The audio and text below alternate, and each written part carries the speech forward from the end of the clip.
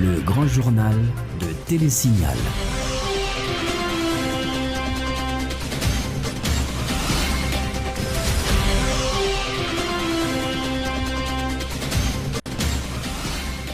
Bonjour, bonsoir à toutes et à tous et bienvenue pour cette nouvelle édition du Grand Journal sur Télésignal. Bonne semaine à vous, merci d'être avec nous. À la une de l'actualité, 20 blessés dont 2 écoliers, 3 maisons et plusieurs pare-brises endommagés. Bilan d'une explosion qui a lieu ce lundi à Nazon. Le compresseur de gaz d'une blanchisserie qui n'a pas pu relâcher à temps serait à l'origine du drame. Ouverture des audiences relatives aux contestations des candidatures à la présidentielle au bureau du contentieux électoral départemental de l'Ouest. Le BCED planche actuellement sur 35 cas concernant 28 candidats accusés principalement de ne pas détenir de décharge. Dans l'actualité également, le réseau national de défense des droits humains remet en question la crédibilité du processus électoral. Raison, le CEP a agréé des candidats impliqués dans des cas d'enlèvement, de trafic de drogue et d'assassinat, soutient le RNDDH. L'école de la magistrature accueille sa 6e promotion, 60 élèves magistrats, dont 30 femmes qui deviendront juges au terme de 16 mois de formation. Une grande première en termes d'équité des sexes pour une promotion de l'EMA. À l'étranger, Memorial Day aux États-Unis ce lundi. Barack Obama salue le sacrifice consenti par les militaires pour préserver des libertés que nous détenons trop souvent pour acquises. Et puis enfin, les Burundais continuent de s'opposer au projet de leur président de briguer un 3e mandat. De nouveaux affrontements entre opposants et proches du pouvoir ont fait un mort. Voilà pour les titres, le développement dans un instant.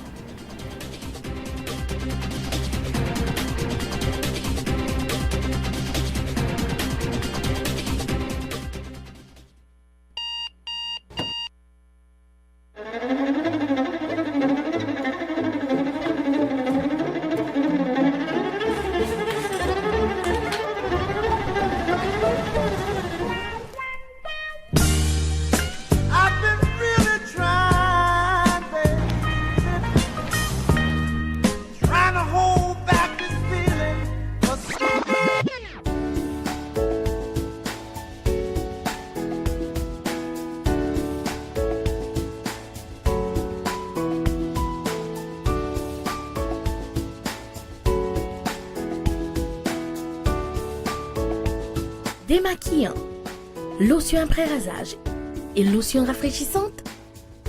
Limacol, la fraîcheur de la brise dans une bouteille. Limacol est un produit de la Disprophar en vente dans tous les supermarchés et les pharmacies.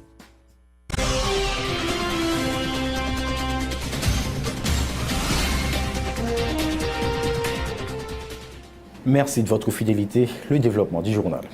Comme annoncé en titre, une explosion survenue dans la matinée de ce lundi dans une blanchisserie à Nazon.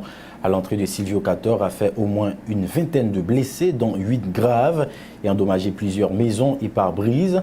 À l'origine, le compresseur d'air et de gaz d'une blanchisserie qui n'a pas pu relâcher à temps, selon les explications recueillies sur place. Détail dans ce reportage avec Jonis de Saint-Ilus et Yvon Seyiti. Effectivement, l'explosion s'est faite dans la zone Nazon, dans la rue Martin Luther King, qui côté que gagne plusieurs personnes qui sont sortis blessés. Qui s'allie au juste, les produits dans un dry clinic, on apprend que c'est un compresseur dry qui a éclaté et qui a la cause en pile dégâts. En pile dégâts, je regarde là, il y a un bâtiment qui lui-même un bol détruit et même bloc ça yo passé prend plusieurs moun et genti moun qui même rivé et blessé pendant qu'ils sont dans l'école yo. Nous avons avec nous là quelques témoins qui prennent nous en gros comment l'événement est passé. Nous ne connaissons peut-être que la pression pas de contrôler, pas de moun, non de blessé, sauf non, une dizaine de moun, parce que dizaine ou quinzaine parce que t'as des moun dehors tout. Non, moun qui est dans la zone non. Nous n'avons pas besoin de pile moun pour travail. En pile, bon oui, bien sûr, on va la craser. Mais ça fait qu'elle a crasé ça. Mais même je dis a explosé, donc puissance et bombe, tant que son bombe, toute bagaille. Et Dieu fait grâce parce que ça c'est pas bon Dieu, parce que il y a des gens là, il y a plusieurs gens qui sont là, pas grand monde qui mourent. Ils sont blessés, nous sommes à l'hôpital avec eux, puis il faut qu'ils tournent, imaginons 2 ou 3 ans, puis il faut qu'ils tournent, bon Dieu fait grâce. Et maison ça qui sous côté notre touché, après on est sur un point impact, il y a des fils de tension, et on connaît l'impact la fête, et des fils coupés. En tout cas, on a tout profité de DH, un gros poteau là même. Poto ça son danger lié pour zone là. Poto ça même, soit ouais, haute tension même, ça veut dire les collègues non, très civilocatoire même. Si on est capable de déplacer pour nous parce que ça fait longtemps n'a demandé pour déplacer. Bon Dieu fait grâce malgré explosion faite, il pas tuer monde parce que filio cassé, il tombé là, imagine Dieu fait grâce pas quelqu'un monde qui mourit. Voilà, c'est comme ça en pile témoin événement ça même t'a parlé dans micro Télésignal. Nous parlons un bilan et sacrivé événement tragique ça avec l'ingénieur Michel Joseph Junior, lui-même qui est responsable protection civile mairie Delma. Il faut nous connaître que gagne une vingtaine de blessés et parmi eux gagne environ 6 là-dedans qui blessés grave. On suit ensemble réaction ingénieur Michel Joseph dans micro Télésignal. Pas un monde qui mourit, mais nous avons une vingtaine de blessés, 8 blessés graves. Là, dans l'école en face à la PRM, institution PRM qui est kindergarten, il y a 2 petits gens qui sont blessés. Une 4 ans, une 5 ans. Et puis ensuite, nous avons une famille, Aurelius, qui a 4 personnes qui sont à l'hôpital. Ce n'est pas les gens qui sont blessés graves, mais c'est plus les gens qui sont fracturés dans la tête parce que l'explosion là, c'est presque en bas des combes. Nous retirons les gens. Mais jusqu'à maintenant, là, nous n'avons pas de mort. Bon, dans la pratique des choses, nous, c'est un drive qui est là. Normalement, il y a un fou butane dedans. Même j'ai appareil, nous qu'on a soudé Richard Massio. Et il dit pratiquement une question de pour relâcher s'il pas fait à temps. Tout ça, tout pour le montrer nous-mêmes et surtout l'autorité de l'État pour nous gagner des lois, des formulaires de contrôle, pour nous capables de contrôler genre de business qu'il c'est dry cleaning, qu'il c'est fou et qu'il c'est côté à faire pain au boulanger qui servent à matériel ça pour nous un bon contrôle parce que c'est pas la première fois. Il y a 2 ou 3 cas là qui crasé disons dans l'explosion. Mais tout aux environs là ouais on barricade tomber l'autre bois là, toute bonne maquette la victime, tout côté champ chita là, tout le monde blessé, machine qui a passé là, machine qui était dans les environs là, toute vite casée. Voilà, c'est comme ça la situation présentée matin lundi, côté que événement ça li produit dans zone Nazon. Je me rappelle, c'est une explosion qui produit, apparemment c'est compresseur dry là qui est à l'origine. Côté là, moi sous tête l'école institution mixte Pierre-Mère, yon l'école même tout qui gagne 2 élèves qui victimes parmi 20 personnes qui blessés yo, c'est que yo élèves ça été dans la création pendant l'événement, même les produits, yo est blessé et yo transporté yo l'hôpital. Pour l'instant, bon cadre dans qui état 20 personnes qui blessé à yoyé. Donc après le temps bilan autorité yo certainement cap gain pour venir sur les lieux pour capable faire constat légal yo parce que gain alors un bon bâtiment qui détruit par rapport à effet explosion ça, j'aime dire là qui gagne environ 20 personnes qui sont blessés avec un pile de dégâts matériels qui est produit dans le moment événement ça lui-même l'était passé. Haïti élection à présent, les audiences relatives aux 35 cas de contestation de candidature à l'élection présidentielle de 2015 ont démarré ce lundi au bureau du contentieux électoral départemental de l'Ouest, BCED, où 3 tribunaux constitués par tirage au sort planchent actuellement sur les contestations. 28 prétendants à la magistrature suprême de l'État ont vu leur candidature contestée. La majorité d'entre eux sont accusés de ne pas détenir de décharge de leur gestion alors qu'ils occupaient des fonctions publiques antérieurement. C'est le cas par exemple de Moïse Jean-Charles, Josepha Gauthier, Thierry Maillard-Paul, Laurent Salvador Lamotte et Maryse Narcisse. La candidate de Famille Lavala s'est contestée pour absence de décharge de sa gestion comme ancienne directrice du ministère de la Santé publique. L'un des membres du directoire du parti, l'ancien sénateur Louis-Gérald Gide, parle d'intimidation, affirmant que Mme Narcisse a déposé toutes les pièces requises par le décret électoral. Écoutons Louis-Gérald Gide, dont ces propos ont été recueillis par Maxo Joseph. Bon, il y a des gens qui t'a fait 2 reproches que nous donnons, soit disant que Dr Maryse Narcisse n'a pas de décharge. Ça, c'est là qu'il prend. Malheureusement, il y a des décharges. C'est vrai, elle est directrice générale santé publique parce que son monde qui a une grande carrière dans l'administration tant publique que privée dans le pays d'Haïti. Dr Narcisse a des charges. Il a des charges, certificat de décharge, dit tout comme ministre conseiller. Et ce n'est pas dire le ministre, c'est-à-dire son conseiller. Il y aurait le ministre conseiller, mais c'est un conseiller qu'il était auprès des Nations Unies. Nous n'avons pas besoin de décharge du Parlement. Et nous était clair que toute pièce Dr Narcisse correcte. Et en plus de ça, yo même qui t'a des décharges, t'a dit qu'il n'y a pas d'autorisation organisation politique là et représentant national là pour le venir inscrit comme candidat à la présidence. Nous disons encore une fois erreur.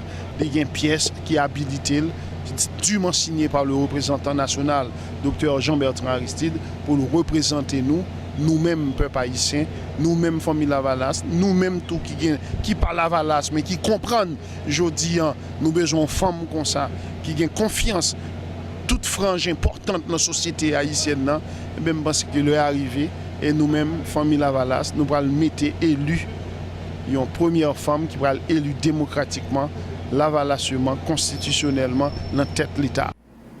Jude Célestin et Henri Séan sont aussi du nombre de ceux qui ont vu leur candidature contestée dans le cadre de la prochaine présidentielle. Maître Reynold Georges, avocat du notaire Séan, a demandé au juge du tribunal électoral de classer sans suite le dossier de son client, car celui qui a contesté la candidature de Jean-Henri Séan a pris le marquis. De leur côté, les avocats de Jude Célestin, rappelons-le, contestés pour absence de décharge. Ses défenseurs Mario Beauvoir et Aristidas Auguste estiment que les contestataires du candidat cherchent à diminuer sa cote de popularité. Mario Beauvoir et Aristidas Auguste ont informé avoir présenté un certificat de décharge de l'ancien directeur du Centre national d'équipement CNE. Écoutons les précisions des avocats Reynold Georges, Mario Beauvoir et Aristidas Auguste au micro de Max Joseph. Même devine là pour me correspondre avec lui, mais malheureusement, je suis marron, je mets le costume marron sur lui. Je ne suis pas venu. Bon, eh bien, nous-mêmes, nous disons ça, la loi dit, donc il n'est pas comparaître. Il y aurait les dans 3 fois, il m'a.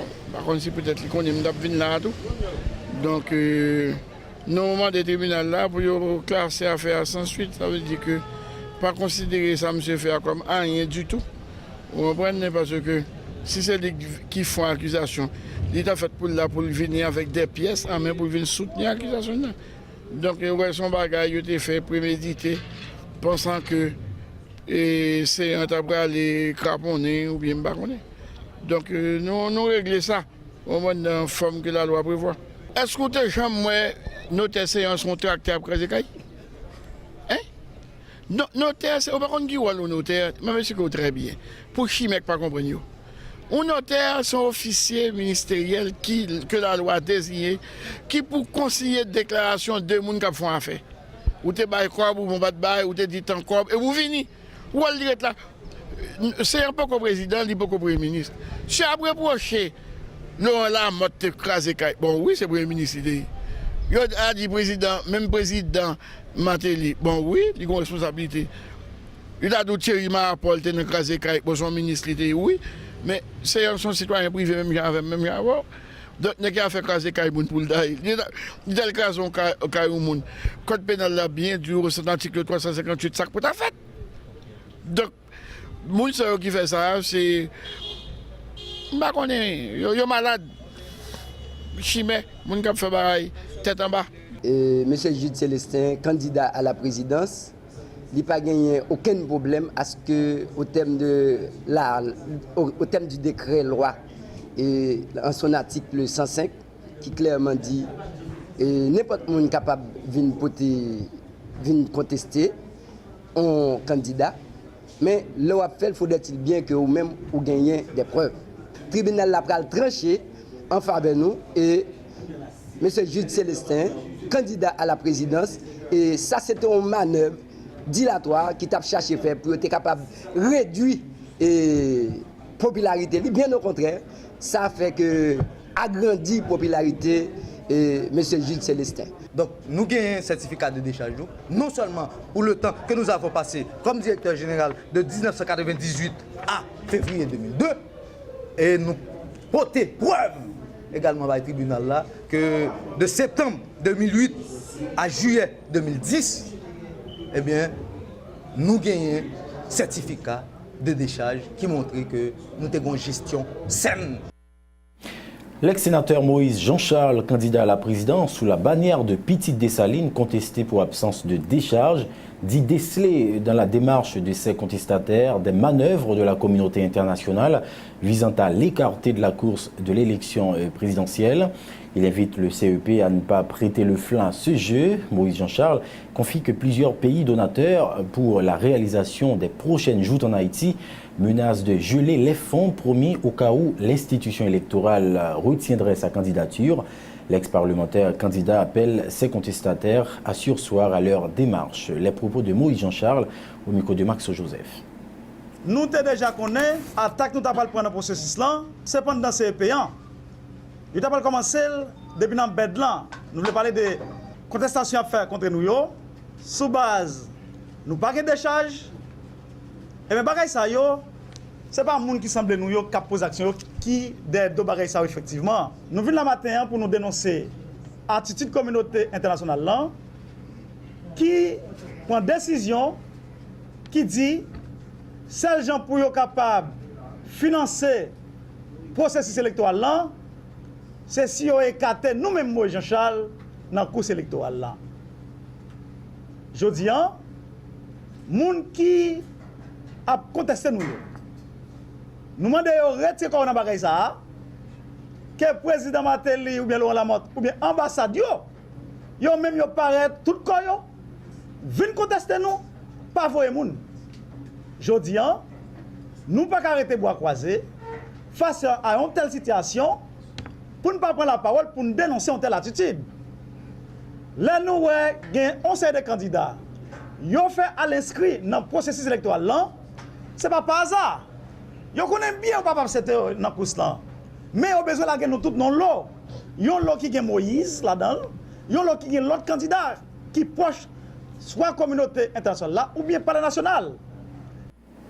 Haïti Élections, toujours publication hier dimanche par le Conseil électoral provisoire de 2 nouvelles listes de candidats repêchés pour les élections législatives partielles prévues le 9 août 2015. Ces 2 nouvelles listes font suite au traitement des contestations de candidats au Sénat et à la députation écartés par le CEP pour dossiers incomplets ou non conformes aux exigences du décret électoral.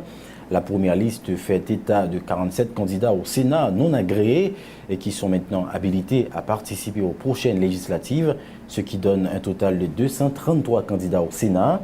La deuxième liste autorise 294 candidats à la députation évincés à prendre part au scrutin.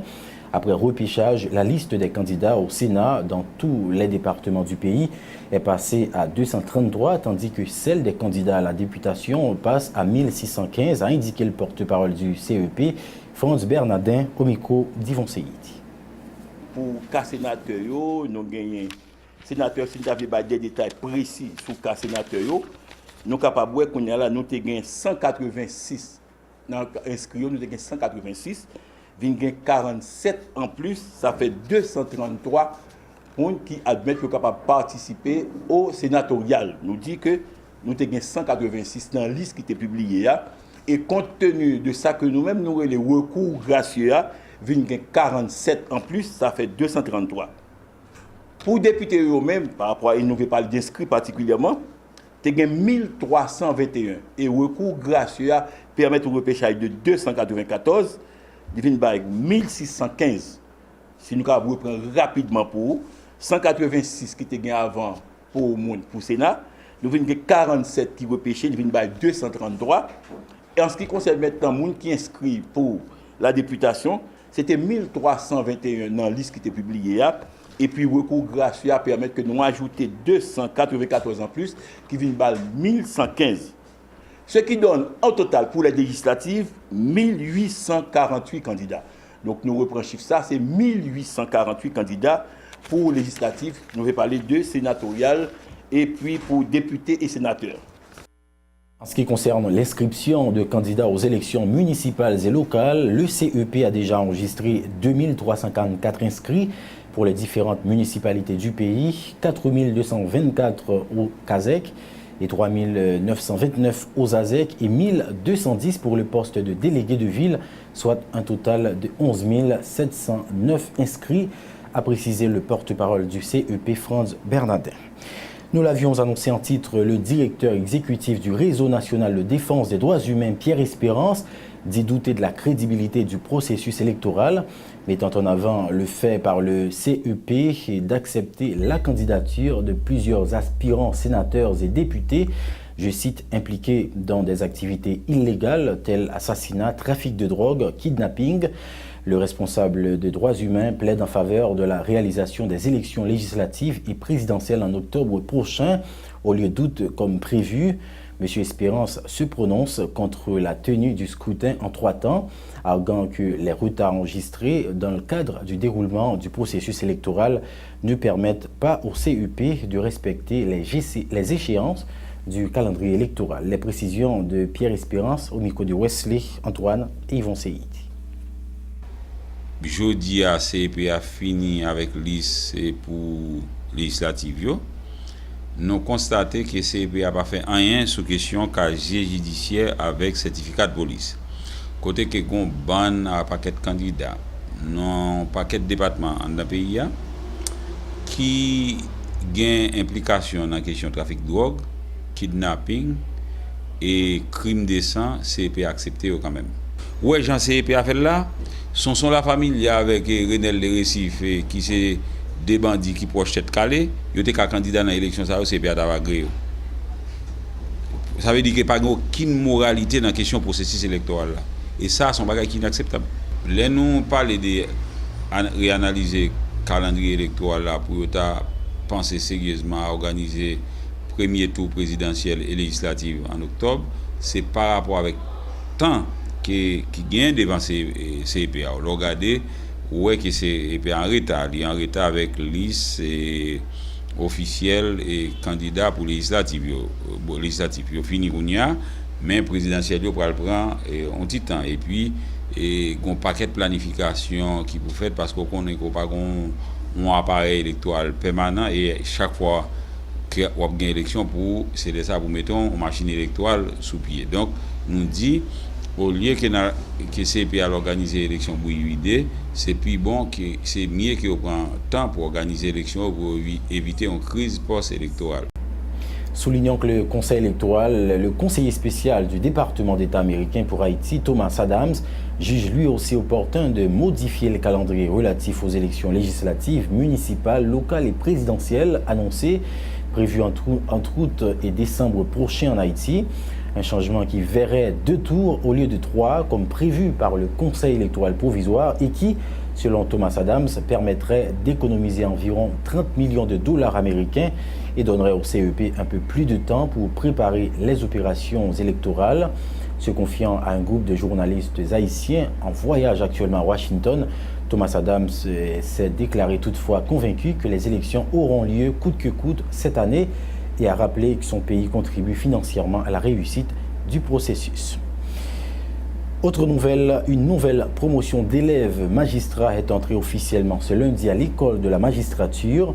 Une cérémonie s'est tenue pour la circonstance locale de l'EMA Frères, en présence notamment du président de la Cour de cassation, du secrétaire d'État à la justice, du directeur de l'EMA. Cette promotion, la 6e depuis la création de l'EMA en 1995, a un effectif de 60 élèves, 50% des femmes, qui vont recevoir une formation d'une durée de 16 mois.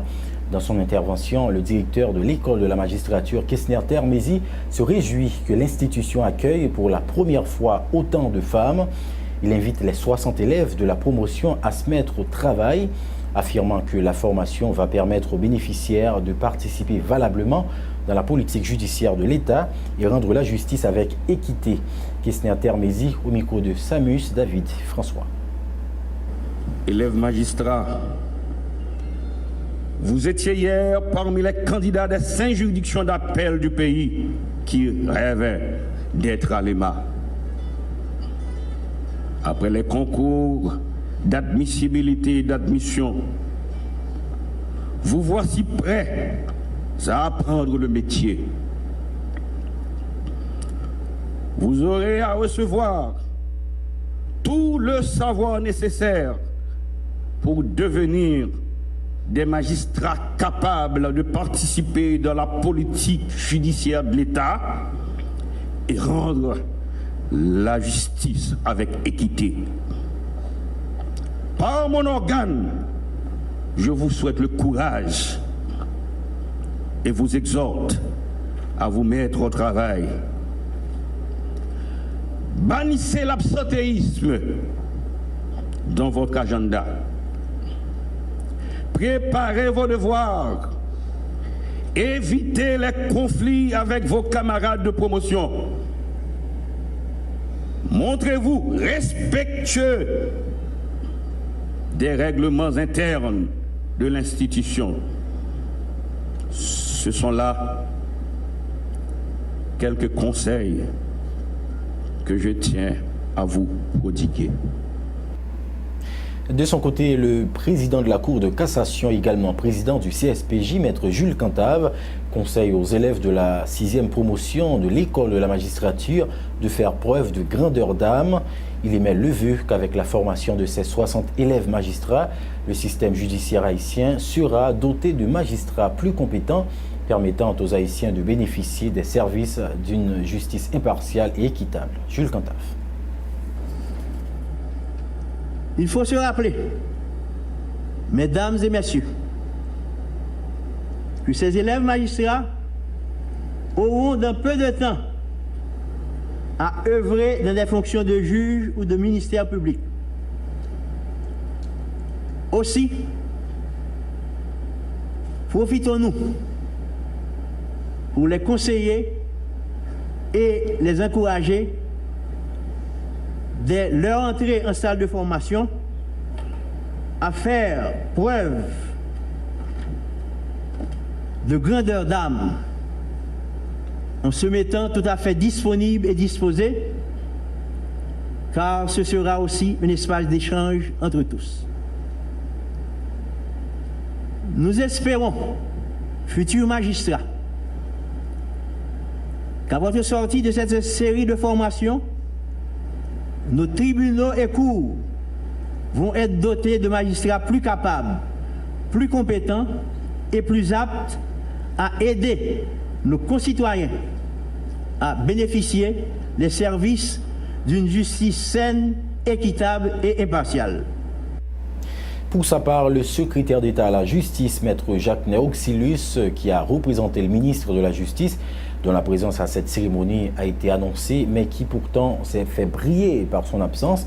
Jacques Néoxylus a annoncé qu'après leur formation, les nouveaux magistrats intégreront le système judiciaire haïtien à tous les niveaux et dans toutes les juridictions du pays, affirmant que les élèves magistrats ont fait le bon choix, susceptible d'améliorer le système de justice dans le pays. Il conseille aux élèves de la 6e promotion qu'une fois magistrats, d'agir en vue de renforcer l'état de droit dans le pays. Jacques Néoxylus au micro de Samus David François. Vous entendez ainsi devenir juge. Je vous assure que c'est le bon choix, si ce n'est le meilleur. Un choix qui va dans le sens de l'amélioration d'un système judiciaire doté de magistrats qui soient capables de travailler efficacement au renforcement de l'état de droit, à la préservation des acquis démocratiques ainsi qu'au respect systématique des libertés individuelles. Par la capacité de jugement et la liberté d'action dont vous ferez montre, vous offrirez la perspective utile de lendemain meilleur pour les enfants, les petits-enfants haïtiens. L'autorité de l'État, par votre entremise, sera de plus en plus renforcée, justifiant ainsi l'agréable et saisissante perception d'hommes et de femmes responsables, pluridimensionnels, magistraux que l'on se fait dès à présent de votre personne. Élèves magistrats, laissez-moi vous dire que dès à présent, c'est à force de travail que vous parviendrez à tisser la toile de fond de votre réussite. Je mise pleinement sur votre assiduité dans cet apprentissage. Permettez-moi, mesdames et messieurs, de redire aux élèves magistrats qu'ils sont les véritables valeurs. Autre nouvelle, dans la perspective de relancer la discussion pour l'actualisation du Code du travail, une rencontre s'est tenue ce lundi entre le ministère des Affaires sociales et du Travail, des représentants du secteur patronal en présence de la représentante du Bureau international du travail BIT. Il s'agissait pour les responsables du ministère des Affaires sociales et du Travail de planifier la réforme du Code du travail haïtien remanié depuis 1984. Une commission tripartite constituée d'employeurs, de travailleurs et de responsables du ministère des Affaires sociales qui joue le rôle de régulateur a été créée à cet effet, a indiqué le chef du cabinet du ministre des Affaires sociales, Jean-Robert Vaval, croit nécessaire d'actualiser le Code du travail en tenant compte de la réalité haïtienne. Il annonce des séances de discussion qui devraient démarrer dans 15 jours. Ces propos recueillis par Éphésie Mathieu. Bon code de travail qui datait de 1961. Bon, on passe mec qui fait la dernière en 1984. Il y a un processus de refonte du code là qui est fait en 2013 mais qui était campé. Donc le ministère des Affaires sociales te croit, il continue à croire que son urgence liée faut arriver à un code de travail qui reflète la réalité sociale actuelle. Par exemple, je vais prendre quelques bagages qui ne sont pas mentionnés dans le code de travail là. Le secteur informel, le VIH-Sida, les handicapés dans les lieux de travail, etc. Donc, on n'a pas actualisé avec son base tripartite les travailleurs, les employeurs et le ministère au nom de l'État. Pas oublier que l'État fait pour jouer un rôle de régulation dans le pays et particulièrement dans le cas ça côté les rapports entre employeurs et travailleurs, c'est pas des rapports, c'est des rapports qui assez souvent ont des conflits. Donc nous là pour réguler ce secteur ça. Il faut dire que le Code du travail haïtien, qui date de 1961, a été remanié en 1984. Le ministère des Affaires sociales juge nécessaire de l'actualiser cette année. La démarche du ministère devrait conduire à une nouvelle refonte. En ce sens, un avant-projet de loi comprenant 38 chapitres devrait être prêt d'ici décembre 2015 pour être soumis à la prochaine législature. Autre information, vers l'exécution d'un plan d'assainissement en vue de parvenir à l'éradication de l'épidémie du choléra en Haïti sur une période de 10 ans, soit 2013-2022, un accord de montant de 50 millions de dollars américains sera signé à la fin du mois en cours entre la Banque mondiale et la Direction nationale de l'eau potable et de l'assainissement, DINEPA. L'annonce a été faite ce lundi par le directeur de cette institution, Benito Dumais, a indiqué qu'une enquête a été menée en 2014 en ce sens dans 24 communes d'Haïti autour de la persistance du choléra en période sèche, ce qui a permis d'identifier 16 communes prioritaires sur lesquelles s'étendra le plan d'assainissement. Écoutons les explications de Benito Dumais au micro de Ludmilla Marc et Jasmin Denis. Ça fait 2 ou 3 semaines, nous avons négocié avec Banque mondiale son financement de 50 millions de dollars. Si on entend parler de ça déjà, en octobre, tu as eu une visite de gouvernement et chef gouvernement alors là, avec une équipe technique qui est allé à Washington pour te garder exactement qui ça qui prévoit.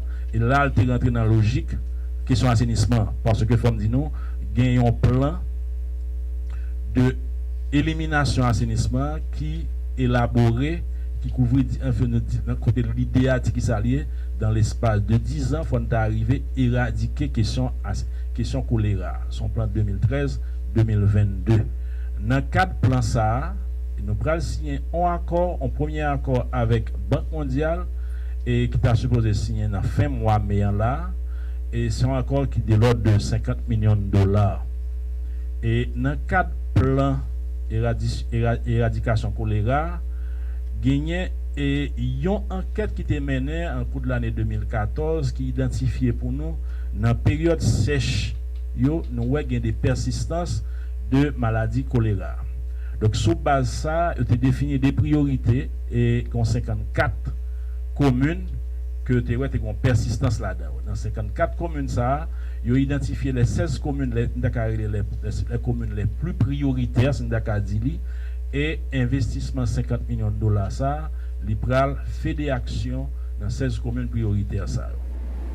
Et en ce qui concerne la qualité de l'eau distribuée par la Direction nationale de l'eau potable et de l'assainissement à la population haïtienne, le directeur de l'institution se veut rassurant. La DINEPA s'assure que l'eau de livraison est traitée à base de chlore. Toutefois, précise-t-il, la DINEPA ne peut pas se rassurer de la qualité de l'eau qui sort des robinets pour des raisons diverses, dont il explique au micro de Ludmilla Marc et Jasmin Denis. Toute l'eau que nous mettons à disposition de la population, c'est de l'eau traitée. Oui. Nous assurons de ça. Ça veut dire que dans toutes sociaux, nous prenons les dispositions pour que l'eau chlorée, il y avait des chlores là-dedans pour adjoindre le monde. Ce qui est certain, je ne peux pas garantir ni à 100%, même à 80%, que l'eau qui arrive dans le robinet la Caïmonio sont d'eau de qualité liée pour qui ça. Et là, il y a des exemples clairs, nous allons essayer à partir de photos montrer nous. Et dans le mécanisme de contrôle qualité de l'eau, et gagner déjà dans sociaux des dispositions qui prend et dans ouvrage de stockage au réservoir il y a des dispositions qui prend tout pour que l'eau qui sorti à joindre client c'est de l'eau de qualité liée.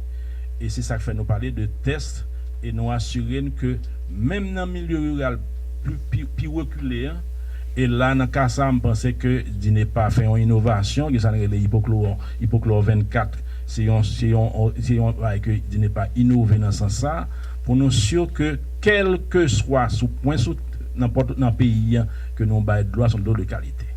Ça qui arrive que de l'eau arrive dans robinet ou bien que de l'eau que mon n'en prend lui même dans robinet que ce soit dans fontaine ou autre, n'est pas de qualité. Autre nouvelle, ouverture ce lundi au Bureau national d'ethnologie d'un séminaire international autour du thème Mémoire de passeurs, passeurs de mémoire, une initiative conjointe du Bureau national d'ethnologie de l'Université d'État d'Haïti, de la Fondation Connaissance et Liberté, Focale et de l'Agence universitaire de la francophonie. Il s'agit du 3e séminaire du genre dont l'objectif consiste à approfondir les interrogations sur les lieux, temps et formes de la transmission du temps et de l'oubli. Les 2 précédents ateliers du genre ont lieu en janvier 2015 à Vienne et en Autriche et avril 2015 en France. Ce 3e séminaire international durera 5 jours. Les intervenants auront à analyser notamment les rapports entre la mise en mémoire, patrimonialisation et muséification dans la perspective où mémoire et patrimoine deviennent des ressources actives du développement des territoires urbains. À l'étranger, direction les États-Unis pour parler des Américains qui ont salué la mémoire de leurs compatriotes militaires disparus ce lundi à l'occasion du Memorial Day, le jour du souvenir. Le premier Memorial Day est commémoré par Barack Obama depuis la fin des combats en Afghanistan. Lors de la traditionnelle cérémonie officielle, le président américain a déposé une gerbe de fleurs sur la tombe des soldats inconnus au cimetière national d'Arlington. Le cimetière, a expliqué Barack Obama, est un reflet de notre histoire, les guerres que nous avons menées pour la démocratie, la paix que nous avons établie pour la préserver. Dans son discours de circonstance, Barack Obama a salué le sacrifice consenti par les militaires pour préserver des libertés que nous tenons trop souvent pour acquises. Honneur, courage, altruisme, ces valeurs ont vécu dans le cœur des héros du quotidien qui ont tout risqué pour nous dans chaque guerre américaine. Les hommes et les femmes qui reposent désormais pour toujours dans ces champs calmes et à travers notre pays, a reconnu le chef de l'État américain. Toujours à l'étranger, 8 militaires tués et 10 autres blessés. Bilan d'une fusillade à Tunisie ce lundi.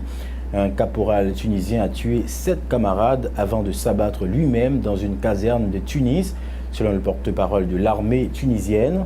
Selon les informations, l'auteur de l'acte souffrait de troubles psychologiques. Reportage Euronews. En Tunisie, un soldat a ouvert le feu ce lundi matin dans une caserne de la capitale. Bilan 7 morts, tous des militaires. Le tireur a été abattu dans la fusillade qui a suivi. D'après un porte-parole de l'armée, l'homme souffrait de troubles psychologiques. Il avait d'ailleurs été interdit de port d'armes, toujours selon ce responsable de l'armée. D'après les premiers éléments d'enquête, l'homme a d'abord attaqué un collègue avec un couteau, il a pris son arme, puis a tiré sur les militaires présents. En plus des 7 morts, il y a une dizaine de blessés. Le ministre de l'Intérieur a exclu l'hypothèse d'une attaque terroriste. D'importants moyens de sécurité ont rapidement été déployés, signe d'une certaine tension dans la capitale tunisienne, 2 mois après l'attaque contre le musée du Bardo, une attaque qui avait fait une vingtaine de morts. Au Burundi, les affrontements entre opposants et proches du pouvoir continuent de faire des victimes. Un manifestant a été tué par les policiers, craignant une nouvelle guerre civile au Burundi. Les analystes politiques qualifient cette crise comme la plus grave depuis 10 ans dans ce pays d'Afrique. Pour 80% des Burundais, pas question d'un 3e mandat pour le président Pierre Nkurunziza. Suivez un reportage avec nos confrères d'Euronews. C'est la crise la plus grave au Burundi depuis 10 ans. Les manifestations et la répression violente qui les accompagnent ont continué ce lundi. Un protestataire a été tué par les tirs de la police à Mugamba et on note l'apparition de milices pro-pouvoir qui pourchassent elles aussi les manifestants. L'un d'entre eux s'emporte. Nous n'avons pas peur de la mort. Ce président veut nous gouverner mais il nous assassine. Veut-il gouverner des insectes? Nous devons nous battre pour notre dignité jusqu'au bout pour défendre la Constitution. Pas question pour l'opposition de laisser le président Nkurunziza concourir pour un 3e mandat. Après un coup d'État manqué de l'armée il y a 10 jours, des négociations ont été engagées entre les représentants de la présidence et l'opposition, mais l'assassinat d'un de ses leaders a entraîné l'arrêt de ces pourparlers. Désormais, c'est une guerre civile que beaucoup craignent au Burundi. À présent, le rappel des titres avant de fermer cette édition. 20 blessés, dont 2 écoliers, 3 maisons et plusieurs pare-brises endommagés. Bilan d'une explosion qui a lieu ce lundi à Nazon. Le compresseur de gaz d'une blanchisserie qui n'a pas pu relâcher à temps serait à l'origine du drame. Ouverture des audiences relatives aux contestations des candidatures à la présidentielle au bureau du contentieux électoral départemental de l'Ouest. Le BCED planche actuellement sur 35 cas concernant 28 candidats accusés principalement de ne pas détenir de décharge. Dans l'actualité également, le Réseau national de défense des droits humains remet en question la crédibilité du processus électoral. Raison, le CEP a agréé des candidats impliqués dans des cas d'enlèvement, de trafic de drogue et d'assassinat, soutient le RNDDH. L'école de la magistrature accueille sa 6e promotion, 60 élèves magistrats dont 30 femmes qui deviendront juges au terme de 16 mois de formation. Une grande première en termes d'équité des sexes pour une promotion de l'EMA. À l'étranger, Memorial Day aux États-Unis ce lundi, Barack Obama salue le sacrifice consenti par les militaires pour préserver des libertés que nous tenons trop souvent pour acquises. Et puis enfin, les Burundais continuent de s'opposer au projet de leur président de briguer un 3e mandat. De nouveaux affrontements entre opposants et proches du pouvoir ont fait un mort. Voilà qui met fin à ce journal. Merci de votre attention et de votre fidélité. Très bonne suite de programmation sur Télésignal.